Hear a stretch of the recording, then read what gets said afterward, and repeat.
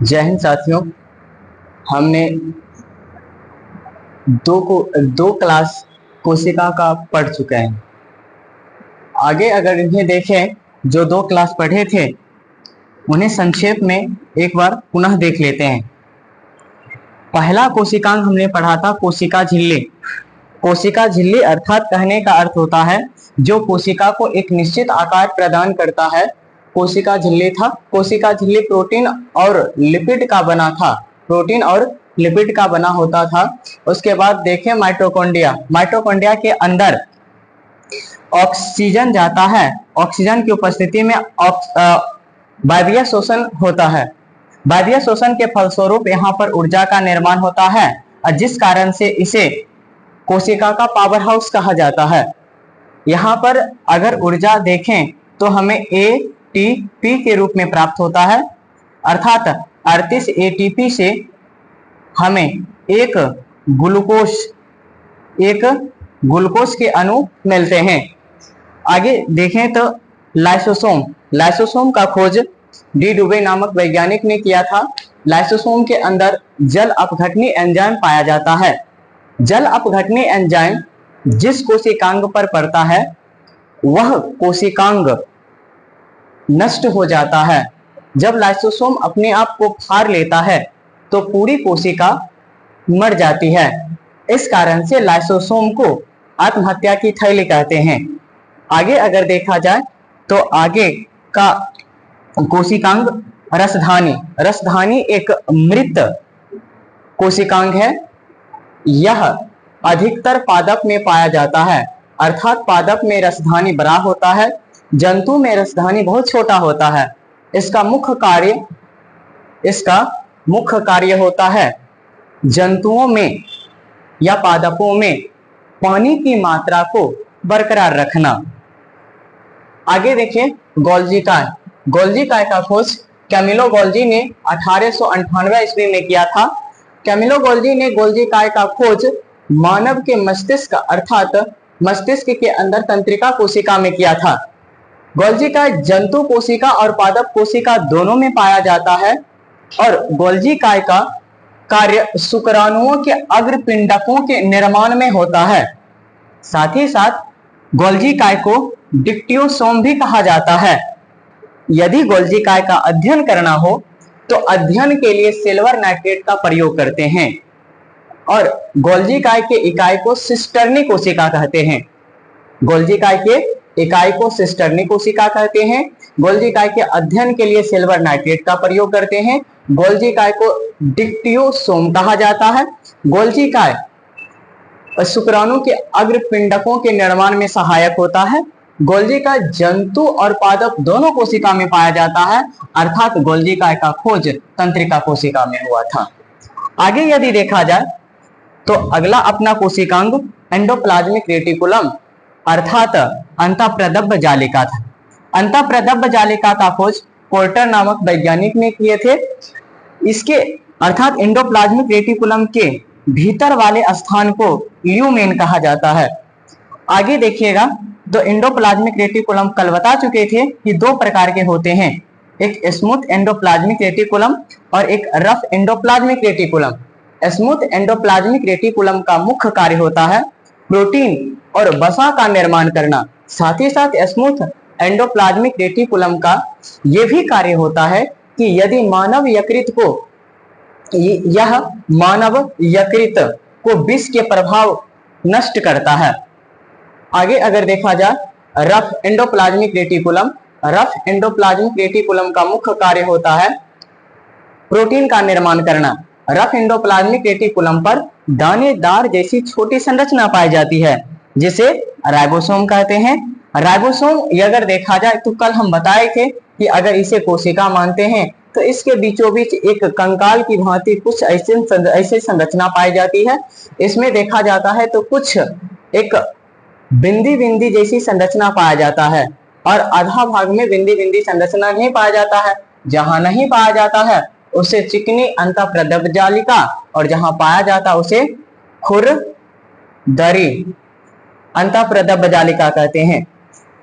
इस खुरदरी वाला भाग को ही सोम कहते हैं।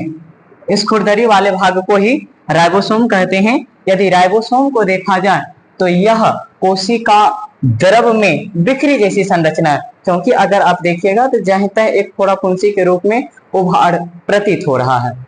आगे देखिएगा तो जहां एक झुंड में यह पाया जाता है उभार, उसे ही पॉली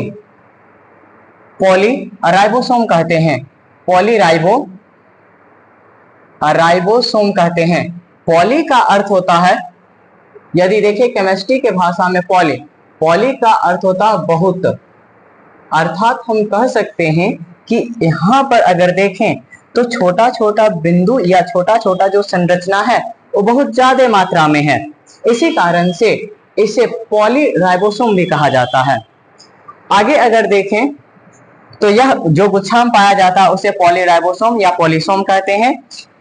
राइबोसोम का खोज जंतु में ई पैलाडे नामक वैज्ञानिक ने किया, जबकि पादप में रॉबिन्सन और ब्राउन नामक वैज्ञानिक ने किए थे। उसके बाद यदि नामकरण की बात किया जाए तो नामकरण रॉबसन ने किए थे। हम यहाँ तक कल के क्लास में पढ़ चुके थे। अब हम आगे देखते हैं। आगे अगर देखिएगा तो जस्ट कोशिका के बीचों बीच का संरचना देखिएगा, या कोशिका के बीचों बीच एक गोल जैसी संरचना पाया जाता है। इस गोल संरचना को ही केंद्रक कहते हैं। इसका खोज केंद्रक का खोज 1831 ईस्वी में रॉबर्ट ब्राउन नामक वैज्ञानिक ने किए थे। अब समझिए, सब सुनने में एक जैसा ही लगता होगा। अब मैक्सिमम फल देखते होंगे, फल के बीचों बीच बीज पाया जाता है और बीज का रंग लगभग फल का ब्राउन होता है। इस आधार से आप याद रखिए कि कोशिका के बीचों बीच एक गोल संरचना पाया जाता है जिसे केंद्रक कहते हैं। केंद्रक का खोज रॉबर्ट ब्राउन ने किया था। 1831 ईस्वी में रॉबर्ट ब्राउन ने किया था। सभी जीव का शरीर का आकार एक समान नहीं होता है। जब जीव का शरीर एक समान नहीं होता है तो सब जीवों का कोशिका भी एक समान नहीं होता है। अर्थात यदि देखा जाए तो सभी जीवों में केंद्रक का आकार भी एक समान नहीं होता है। यदि कोशिका को देखा जाए तो कोशिका के बीचों बीच एक गोल जैसी संरचना पाई जाती है। एक गोल जैसी संरचना पाई जाती है। इसी गोल जैसी संरचना को ही केंद्रक कहते हैं। केंद्रक के बाहर यदि देखा जाए तो इसके अंदर बाहर एक पतली झिल्ली पाया जाता है। इस झिल्ली को केंद्रिका झिल्ली कहते हैं। इसका मुख्य रीजन है कि केंद्रक के अंदर अनेक प्रकार के महत्वपूर्ण पदार्थ पाए जाते हैं। जैसे यदि देखें तो इसके अंदर DNA, RNA और जीन पाया जाता है। ये सभी पदार्थ आनुवांशिक पदार्थ है। यदि इसे कुछ हो जाता है तो आगे आने वाला पीढ़ी में उसका स्ट्रक्चर बदल सकता है। इसका मुख्य रीजन है कि DNA, RNA या जीन में ही गुण लिखा रहता है, अर्थात गुणसूत्र लिखा रहता है कि कहां पर कौन भाग होगा। इसका आप उदाहरण देख सकते हैं कि जब परमाणु बम अटैक करता है या परमाणु बम से जब प्रहार किया जाता है तो सीधे वह DNA के स्ट्रक्चर को ही बदल देता है। DNA का स्ट्रक्चर जिस भाग का डिलीट हो जाता है, आगे के संतान में वह अंग नहीं आता है। अर्थात इसीलिए इसको सुरक्षा प्रदान करने के लिए ही झिल्ली बाहर पाया जाता है। और इस झिल्ली का मुख्य काम होता है कि इसके अंदर जो आनुवांशिक पदार्थ है उसे सुरक्षित रखे। अब समझते हैं आनुवांशिक पदार्थ या आनुवांशिक गुण देखते हैं। आनुवांशिक गुण वैसा गुण जो पीढ़ी दर पीढ़ी चलते रहे। जैसे अगर देखें तो मेरे दादाजी के पास भी 2 हाथ था, मेरे पिताजी के पास भी 2 और मेरे पास भी 2 ही हाथ है।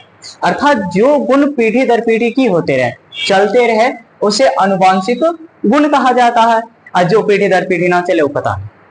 तो इसके अगर देखें तो इसमें अनुवांशिक गुण था या अनुवांशिक पदार्थ था, इसी कारण से इसे सुरक्षा देना बहुत महत्वपूर्ण था। अगर देखें तो इसके अंदर 80% प्रोटीन पाया जाता है, इसके अंदर 80% प्रोटीन पाया जाता है। और एक बात आप खुद समझ सकते हैं कि केंद्रक के अंदर अनुवांशिक पदार्थ डीएनए, आरएनए और जीन्स पाया जाता है। अगर इसे ऐसे ही छोड़ दिया जाए तो आपस में लड़ भिड़ कर फूट सकता है। तो फूटने से बचाने के लिए इसके अंदर एक लिक्विड पदार्थ पाया जाता है, उस लिक्विड पदार्थ को केंद्रिका द्रव कहते हैं, केंद्रिका द्रव कहा जाता है। और यदि एक बात और समझिएगा, कोशिका को ही अगर ध्यान से देखिए तो कई प्रकार के या कई कोशिकांग हैं। अब इसे ऐसे ही रहने दिया जाए तो आपस में लड़ भिड़ कर फूट जाएगा। खास इससे कोई मतलब नहीं। अगर लाइसोसोम फट गया तो पूरे कोशिका ही फट जाएगा। तो इसे फटने से बचाने के लिए, या आप ऐसे भी समझ सकते हैं, एक बोरा लीजिए, उस बोरा में कूड़ा आप बर्तन भर लीजिए, ऐसे डालिए और चलते जाइए, सब आपस में टकराएगा जिससे आवाज बहुत ज्यादा होगा और उसके बाद थरिया कटोरा जितना भी होगा सब फट जाएगा। तो फुटे से बचने के लिए उसमें कुछ न कुछ डालिएगा। ठीक उसी प्रकार से इसमें अगर देखिएगा तो इसमें भी फूटने से बचने के लिए एक द्रव भर दिया जाता है जिसे कोशिका द्रव कहते हैं।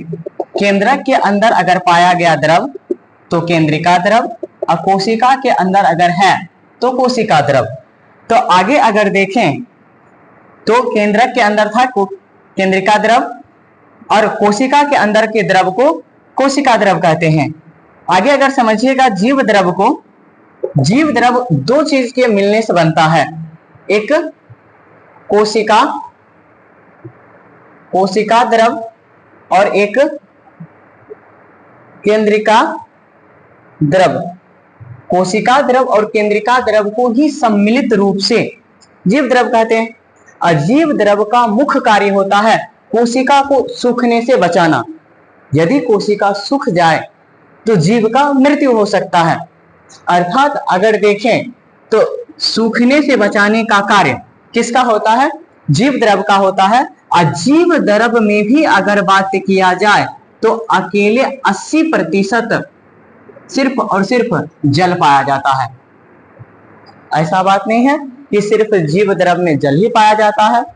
इसमें जल के अलावा अगर देखिएगा तो लगभग 30 तत्व भी पाए जाते हैं, जिसमें प्रमुख अगर देखा जाए तो ऑक्सीजन, प्रमुख की बात किया जाए तो ऑक्सीजन, हाइड्रोजन और नाइट्रोजन है।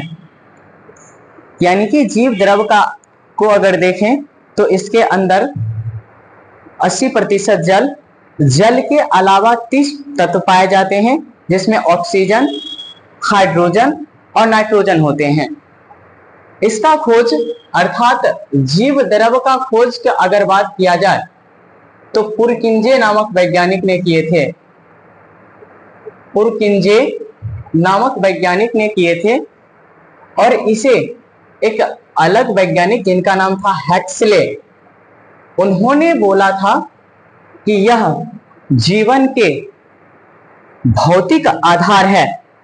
अर्थात यदि कोशिका के अंदर जीव द्रव सूख जाएगा तो जिंदा रहना संभव नहीं है। तो हैक्सले ने इसे जीवन का भौतिक आधार बताया। आगे अगर देखें तो अगला कोशिका देखते हैं या कोशिका का अंग अगर देखते हैं तो जितना भी जंतु कोशिका के अंदर का कोशिकांग था लगभग बताएं। अब एक बात समझिएगा, कोशिका अगर देखें तो दो अलग अलग कोशिका होता है, एक जंतु कोशिका और एक पादप कोशिका। जंतु कोशिका में अगर आपने देखे तो इसमें एक बाहरी परत पाया गया था जिसे हमने कोशिका झिल्ली कहे थे। अगर इस पादप कोशिका में देखिएगा तो कोशिका झिल्ली के अतिरिक्त एक और झिल्ली पाया जाता है। उस झिल्ली को कोशिका भित्ति कहते हैं और इसमें कोशिका झिल्ली भी होता है। कोशिका झिल्ली भी होता है। अर्थात यदि देखा जाए तो पादप कोशिका में सुरक्षा बढ़ाने के दृष्टिकोण से एक अन्य परत पाया जाता है या एक अन्य झिल्ली पाया जाता है। इसका मुख्य रीजन यह है कि जंतु अपना सुरक्षा स्वयं कर सकता है लेकिन पादप नहीं कर सकता है। इसका अगर देखिएगा तो कोई चलते चलते कुछ एक ढेला मार देता, अगर एक ढेला मार देगा तो देखिएगा वहां पर छिलका छिला जाएगा। जब छिला जाता तो ओकरा कोई ना कोई सुरक्षा के लिए एक्स्ट्रा चाहिए ना, तो भगवान एक्स्ट्रा सोचे और एक अलग झिल्ली ही बना दिए। और ये झिल्ली अगर देखिएगा तो कठोर होता, अर्थात कोशिका झिल्ली कहते सॉरी कोशिका भित्ति। तो कोशिका भित्ति अगर देखा जाए तो मोटी 3 परत से बनल होता है। वो भी 3 परत अगर देखा जाए तो उसमें भी एक सेल्यूलोज और प्लस हेमी सेल्यूलोज का बना होता है। कोशिका भित्ति का मुख्य कार्य, कोशिका भित्ति को यदि देखा जाए तो ये सिर्फ पादप कोशिका में पाया जाता है। पादप कोशिका में पाया जाता है क्योंकि हम जंतु कोशिका में कहीं चर्चा नहीं किए थे। आगे यदि देखा जाए तो कोशिका भित्ति 3 परत की बनी होती है। उसमें भी 3 परत अगर देखा जाए तो एक सेल्यूलोज हो जाता है और हेमी सेल्यूलोज होता है। अगर पूछेगा कि कोशिका भित्ति किसकी बनी होती है तो सेल्यूलोज प्लस हेमी सेल्यूलोज का बना होता है। इसका मुख्य कार्य होता है पादप कोशिका को सुरक्षा प्रदान करना, साथ ही साथ एक अन्य और बचाव करना और कोशिका को सूखने से बचाना, इसका मुख्य कार्य होता है। यदि पादप का कोशिका भित्ति सेलुलोज और हेमीसेल्युलोज का बना था, लेकिन कवक में भी कोशिका भित्ति पाया जाता है। कवक की कोशिका भित्ति अगर देखा जाए तो काइटिन का बना होता है। काइटिन समझते हैं? अगर नहीं समझते तो समझिएगा। जब मछली आप खरीदते होंगे तो ऊपर का जो एक परत छीलकर फेंक दिया जाता है वह भी काइटिन का ही होता है। कुछ अगर देखेगा तो वैसा ही होता है। तो अगर पादप का बात किया जाए तो पादप की कोशिका भित्ति सेलुलोज हेमीसेल्युलोज, कवक की कोशिका भित्ति काइटिन की बनी होती है। आगे यदि देखा जाए अगला कोशिकांग का अगर बात करते हैं तो अगला कोशिकांग होगा लवक। लवक यह सिर्फ पादप कोशिका में ही पाया जाता है। यह पादप कोशिका का सबसे बड़ा कोशिकांग है। इसमें एक विशिष्ट प्रकार के वर्णक पाया जाता है। उस वर्णक के आधार पर लवक को 3 भागों में बांटा गया है। एक हरित लवक, दूसरा अवर्णी लवक और तीसरा यदि देखें तो होता है वर्णी लवक। एक हरित लवक, दूसरा अवर्णी लवक, तीसरा वर्णी लवक होता है। अगर हरित लवक को देखें तो हरित लवक का मुख्य कार्य होता है कि पेड़ पौधा का वह भाग जहां पर हरा हो वहां पर हरित लवक पाया जाता है। हरित लवक की उपस्थिति के कारण ही पेड़ पौधा प्रकाश संश्लेषण की क्रिया करता है। हरित लवक अधिकतर पत्तियों में पाया जाता है। पत्तियों के मेसोफिल कोशिका में पाया जाता है। अत्यधिक मात्रा में पत्तियों में पाया जाने के कारण ही सबसे ज्यादा प्रकाश संश्लेषण की क्रिया भी पत्तियों में होता है। इस आधार पर पत्तियों को पेड़ पौधा का रसोई घर भी कहा जाता है।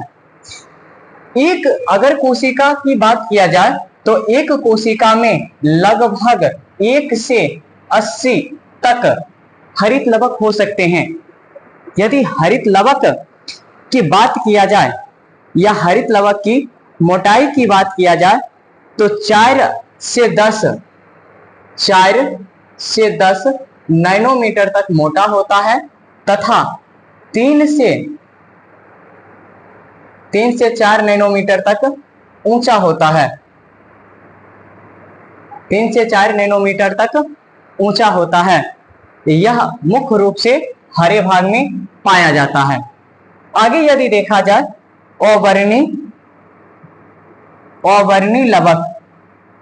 अवर्णी लवक पौधे के उस भाग में पाया जाता है जहां पर प्रकाश संश्लेषण नहीं होता है। जैसे यदि देखें तो हो सकता है जैसे पेड़ अवर्णी लवक जड़ एवं भूमिगत तना में पाया जाता है। भूमिगत तना जैसे अगर देखें तो आलू प्याज होता है। आलू प्याज इस सभी में अवर्णी लवक पाया जाता है। इसका मुख्य कार्य होता है भोजन का संग्रह करना अर्थात भोजन को स्टोर करके रखने का कार्य करता है। अगर लास्ट देखें तो अंतिम वर्णक अगर देखें तो वर्णी लवक होता है। वर्णी लवक का मुख्य कार्य होता है फलों को रंग प्रदान करना। अर्थात अगर देखें तो इसका मुख्य कार्य होता है रंग प्रदान करना। लेकिन याद रखिएगा रंग प्रदान करना इसका मुख्य कार्य है, लेकिन पादप का हरा रंग वर्णी लवक के कारण नहीं होता है। पादप का हरा रंग हरित लवक के कारण होता है। हरित लवक के कारण होता है। पादप के हरा रंग छोड़कर बाकी सभी को रंग प्रदान करने का कार्य वर्णी लवक का होता है। अगर वर्णी लवक का उदाहरण देखें तो जैसे चुकंदर का रंग बीटा नोन के कारण होता है। बीटा नोन के कारण। उसके बाद हल्दी का पीला रंग जेंथोफिल के कारण होता है। अगर आलू देखें, आलू हरा सोलेनिन के कारण होता है। टमाटर और मिर्च लाल लाइकोपीन के कारण होता है। अर्थात अलग अलग जो आप देख रहे हैं रंग प्रदान करने का कार्य वर्णी लवक करता है। चुकंदर का रंग बेटानोन के कारण, हल्दी का पीला रंग जेंथोफिल के कारण, आलू हरा सोलेनिन के कारण और टमाटर और मिर्च का यदि देखें लाल रंग, टमाटर और मिर्च का लाल रंग देखें तो लाइकोपीन के कारण होता है। लेकिन एक बात याद रखिएगा आलू काला ऑक्सीजन के कमी के कारण होता है। अब यदि देखें तो हम यहाँ पर पूर्ण रूप से कोशिका खत्म किए हैं। अब दोनों कोशिका में अंतर देख लेते हैं। अर्थात अगर देखें तो जंतु कोशिका और पादप कोशिका में अंतर देखते हैं। जंतु कोशिका और पादप कोशिका में अंतर क्या है और दोनों में कॉमन क्या है। अगर देखें जंतु कोशिका और इसे समझते हैं पादप कोशिका। जंतु कोशिका का आकार गोल, जबकि पादप कोशिका का आकार चौकोर। इसका कोशिका छोटा, इसका कोशिका बड़ा। इसमें कोशिका भित्ति नहीं था, इसमें कोशिका भित्ति नहीं होता है, जबकि इसमें देखिएगा तो कोशिका भित्ति उपस्थित होता है। यदि इसमें देखें तो तारक काय होता है, इसमें तारक काय के बदले सेल प्लेट होता है, सेल प्लेट होता है। इसमें देखें तो सिलिया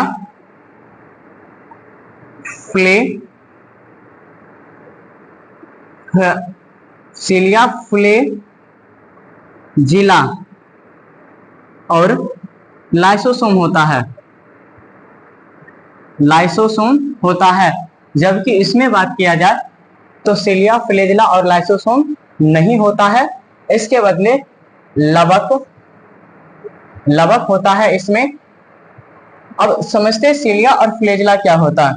अगर मानिए ये एक जंतु की कोशिका है, तो जंतु कोशिका गति करने के लिए इसमें छोटा छोटा बारीक बाल जैसी संरचना पाई जाती है, जिस कारण से वह गति करता है। अभी छोटा छोटा जो बाल जैसी संरचना पाया जाता है, इसे ही सिलिया कहते हैं। और एक पतला और एक लंबा जैसी आकृति पाया जाता है, जिसे फ्लैजिला कहते हैं। अर्थात सिलिया और फ्लैजिला सिर्फ और सिर्फ जंतु कोशिका में ही पाया जाता है, जिस कारण से गति करता है। अगर कॉमन देखें तो दोनों में कोशिका झिल्ली पाया जाता है, गोल्जी काय होता है। और यदि देखा जाए तो इसमें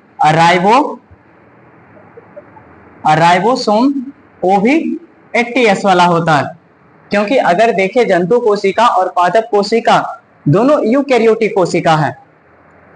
तो आई होप कि हम कोशिका पढ़ाएं, जहां तक पढ़ाएं वहां तक आपको समझ आया हो।